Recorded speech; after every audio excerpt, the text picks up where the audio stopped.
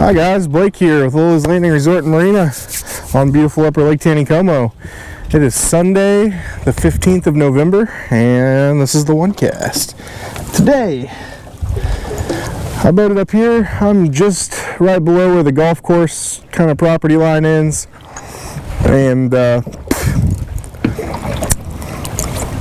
we got mid 50 degree weather today. They're running just a little over 1 unit again. And I'm going to try something that I haven't done in a while, and one thing I haven't ever done. So we're going to be using a Lilleys 6'6" medium light spin cast rod, and I've got that with the Presidential Fluger 4-pound line on my reel and for my leader material here. We're going to be throwing a drift rig, and we just got these new trout beads in. This one's called the Peach Fuzz. That's a size 8. And I've got a little size 10 egg hook on, tied on below that. Then about another 14 to 15 inches down below that, I've got not holding still, a red sand wandworm there. I've got that on about 4.5 to 5 foot a leader, and a little size 12 barrel swivel to stop the weight, and a size 12 snap swivel to hold the weight. Okay, so I've never drug. I've been just now experimenting with these trout beads. They're a little, trout egg imitation. And I've tried them under an indicator on the fly rod, but I've never drug them on a drift rig before. And so we're going to try that red sand wandworm and the Peach Fuzz egg pattern here. So last night we had a pretty hefty storm cell move in. Brought some tornadoes and tornado warnings. I don't think we actually had one touch the ground here, but I know they did in a few other counties. So that weight I've got on here, 3/16 ounce weight. Usually for this kind of flow, 3/16 ounce do just about right.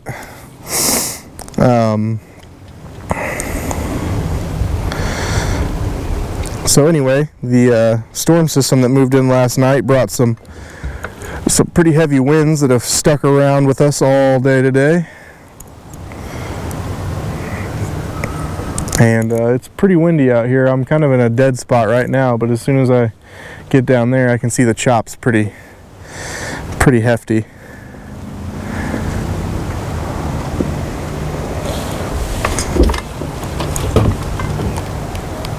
Oh, I don't know what that was. I might have broke off. Well, nothing officially on the OneCast there. Got hung up there for a second just to make sure my hooks are alright, and then I got no moss, which I don't.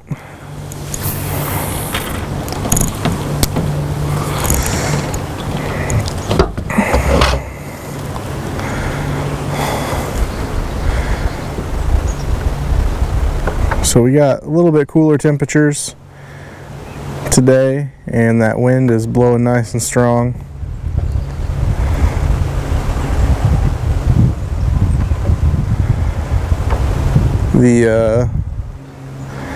These new trout beads, they have little, we sell the little packages of trout pegs. Now you can peg the little trout beads with a toothpick and break it off inside the egg, but the toothpicks kind of swell and decrease in size, and you'll lose them a lot. And so these little rubber pegs they make for them slide in, and you cut the ends off, and they hold, and you can slide it up and down the line, and they're pretty nifty.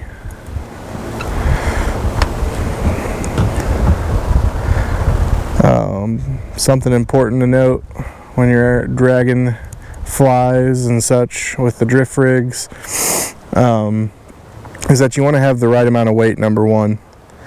If that weight is too heavy, it will just drag the bottom, it'll drag the flies behind it. Oh, there's a fish.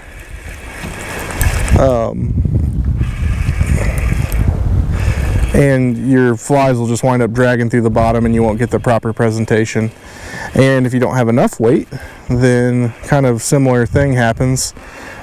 You don't get it where it needs to be presentation wise.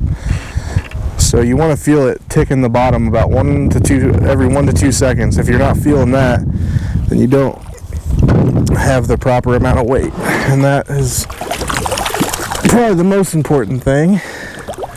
And then the second most important thing is your leader length.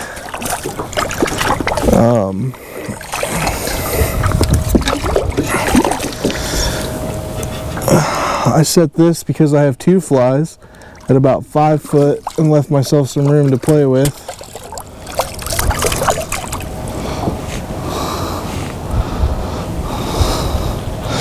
It's a nice chunky fish.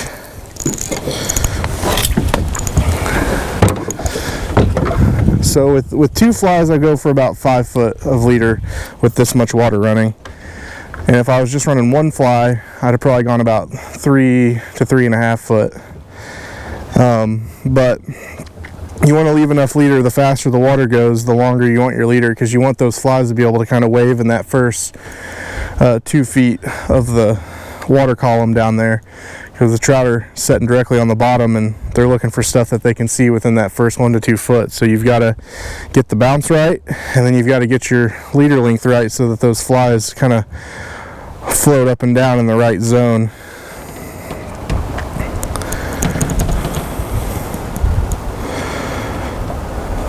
Yeah, he took the San Juan worm, by the way. That was one of the fatter red San Juan worms.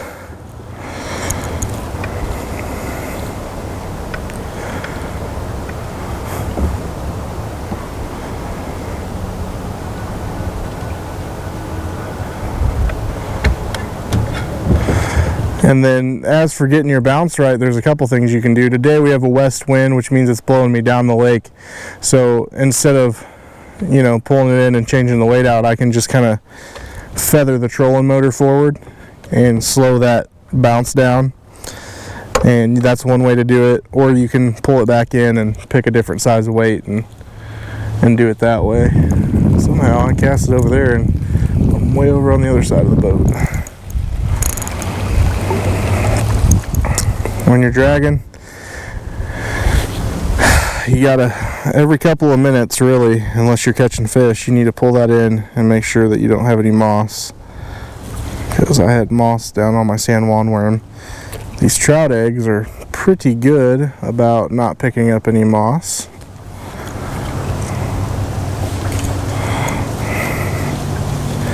I went with that. I went up and just checked the inventory since we just put these trout beads on the rack, and one of the ones I normally use of the fly style are the peach, and this one was called Peach Fuzz, so I thought I'd give it a try.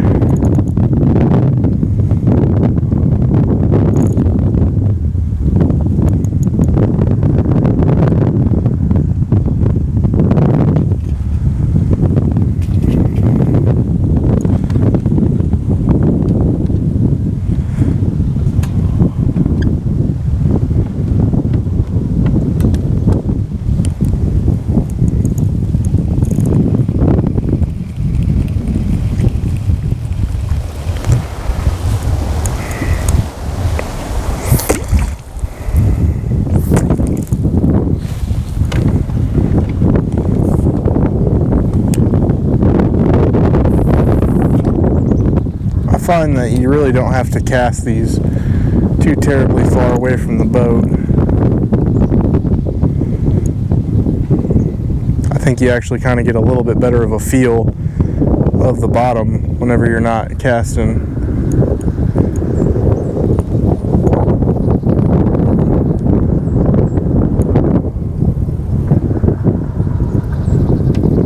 too far away from the boat.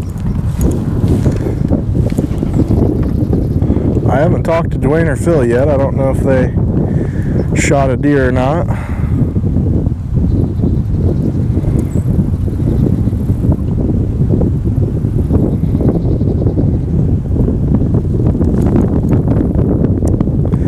This method with the drift rig you can use to drag a pretty large variety of flies and scuds.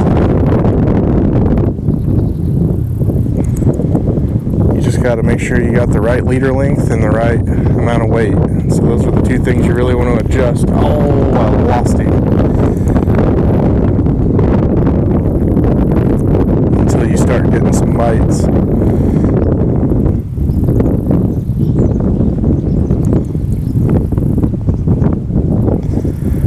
Another thing you can do while you're dragging them is you can kind of slowly lift up on it a couple inches and then let it back down slowly.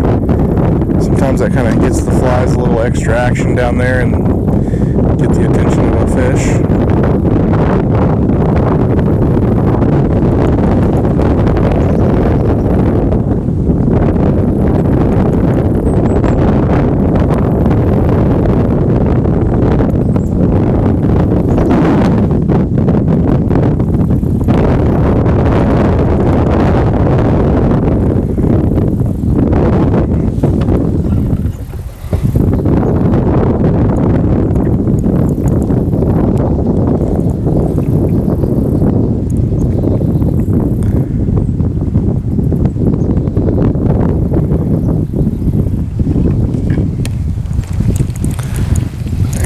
Here on Taneycomo, don't ever expect something to stay the same for very long, because the wind was blowing west and now it's blowing east and blowing me back upstream, which is slowing my flies down a little bit there.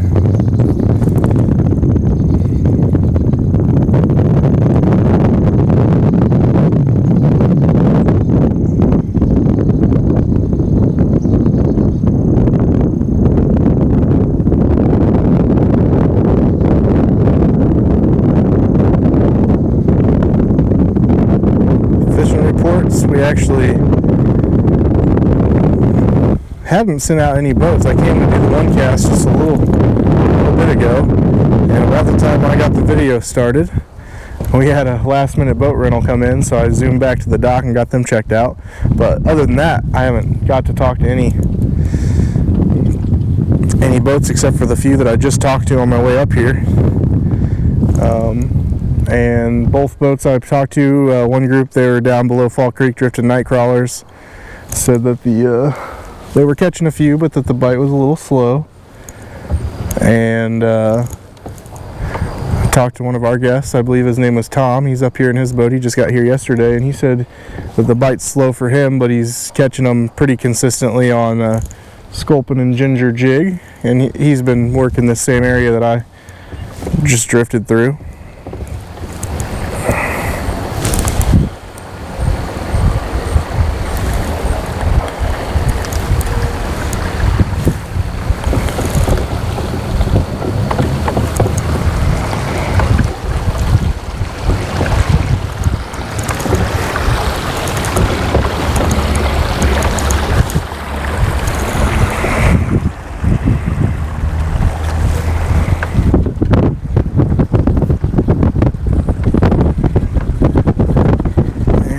That wind is really kicking up now.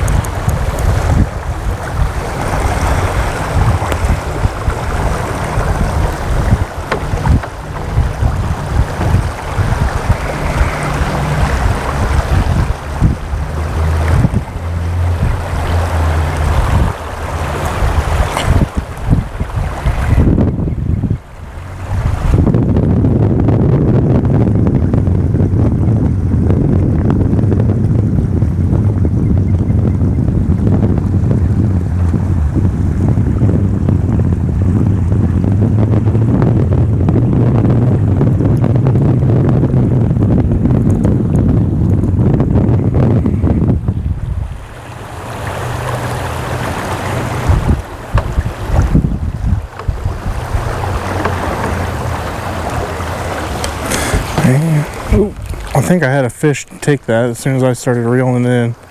So I'll pull in and make sure I'm clean of moss, which I'm not.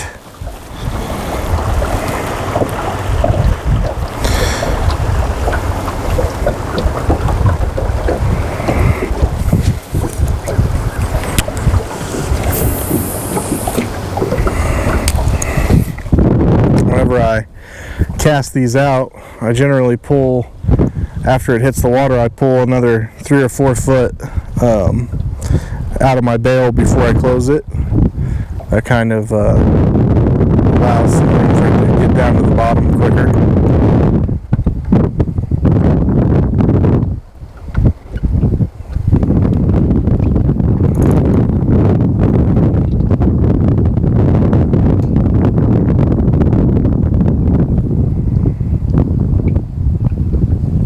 Hey, there's a fish. They are not hitting it very hard today. I thought the middle one was just dragging it down.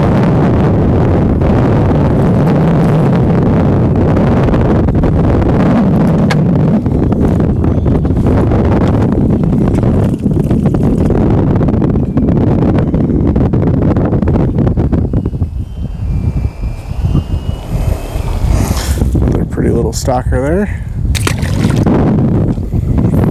And they seem to be liking the red sand waterworm again today.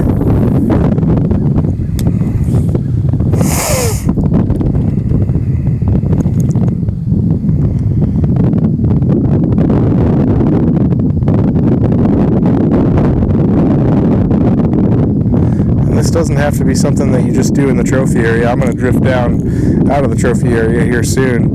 And I've had a lot of success on using a drift rig to drift scuds and sand wandworms down below, and caught a lot of fish doing that.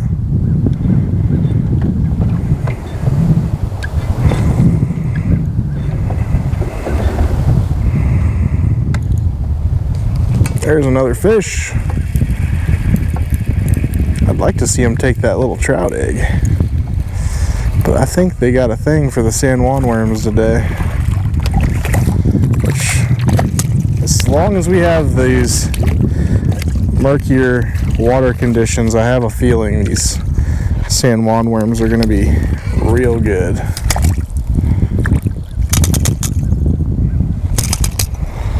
This one is a feisty one. You really got to be careful when you're doing those double rigs, because just like that, you take a hook in the finger.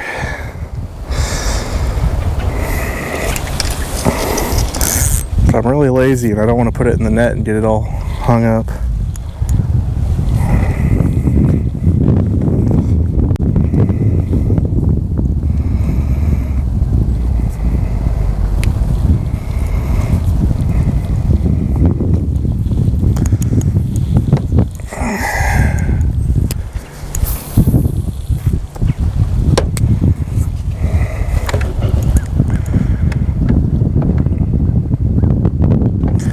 I saw a thing on the back of the packaging for the little trout pegs that they sell to go with these trout beads, and it showed a little demonstration on there of rigging one egg up without a hook underneath it, just as an attractor egg, and then the bottom egg having the hook underneath it. And so I think that even if they don't bite that egg pattern, that it's a good attractor to bring them in to see what other flies you have on there.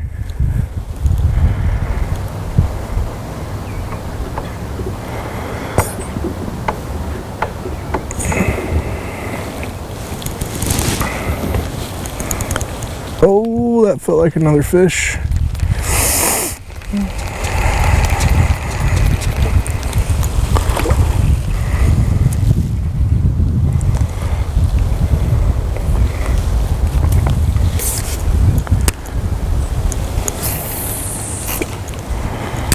And another important thing to note is that you want to keep that trout egg within a maximum of 2 inches of the hook below it.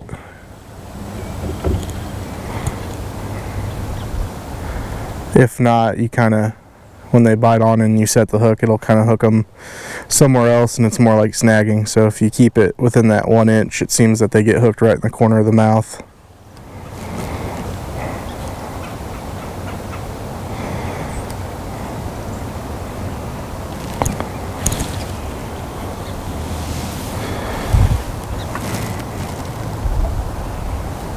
Ooh, that was a big, I just saw a very large fish.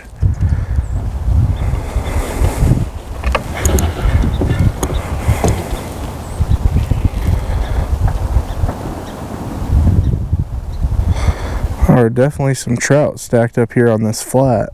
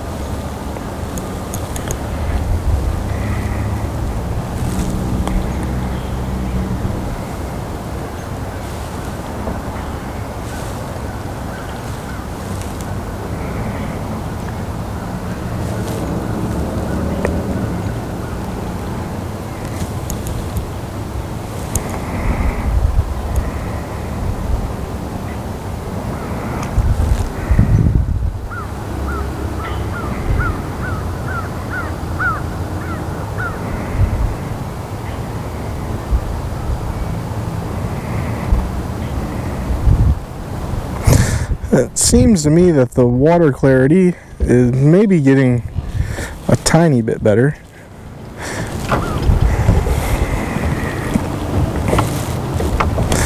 But compared to normal, still fairly dirty.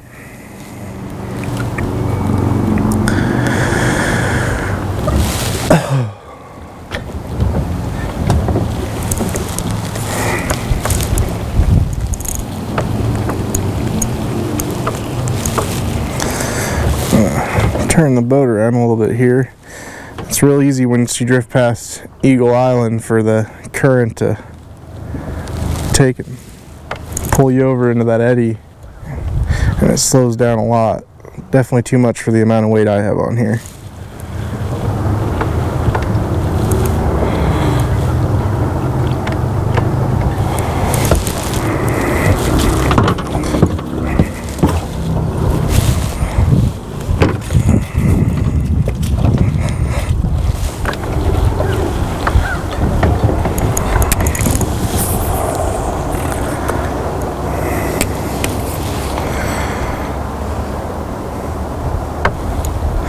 These rods that we have here, these medium light with the fast action tip, that fast action tip really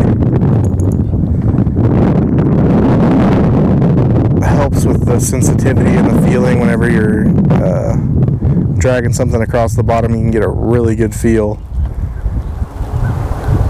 for what's going on, and it's great for when you're working a jig and pop it up real fast.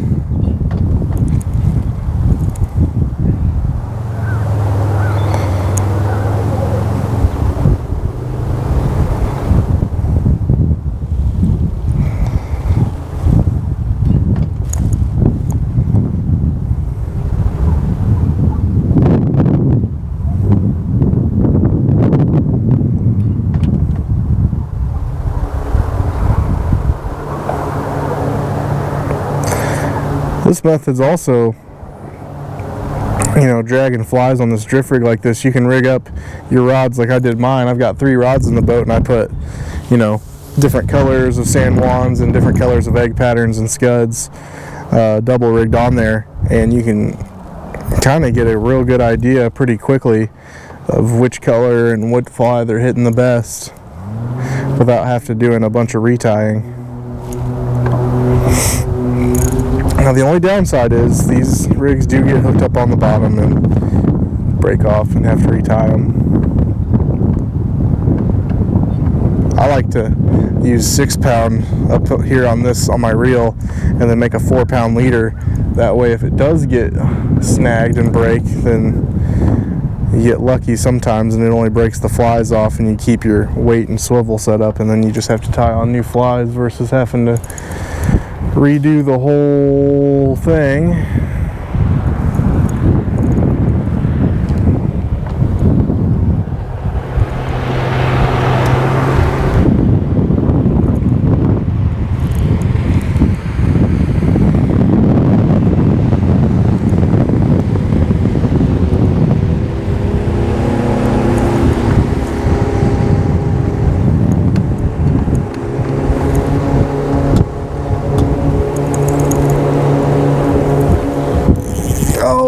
Speaking of getting hung up and having to redo stuff,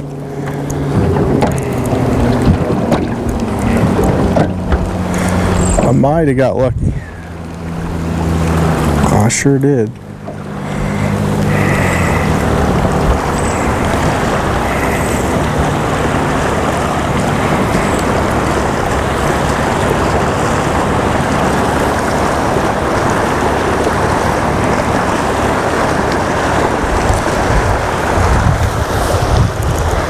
Just now across from Fall Creek Marina, and I'm not sure if I just hit a mossy spot or if maybe there's a little bit more moss as we get down here outside of the trophy area.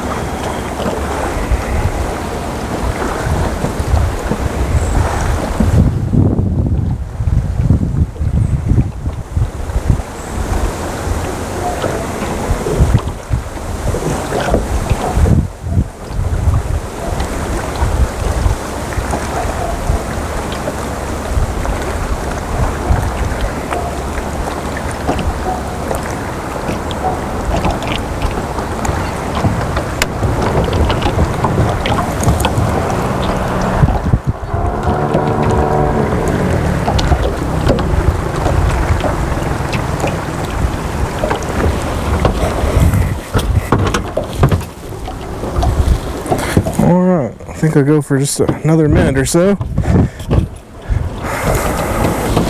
and call it an episode. I don't seem to be getting much action here outside of the trophy area.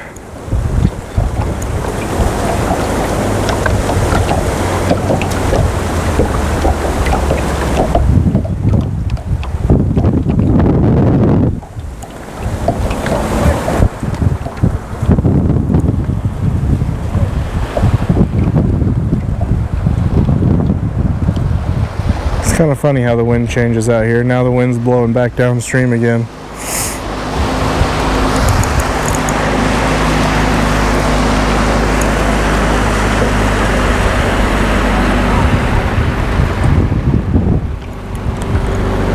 Okay, well, I think that's it for me.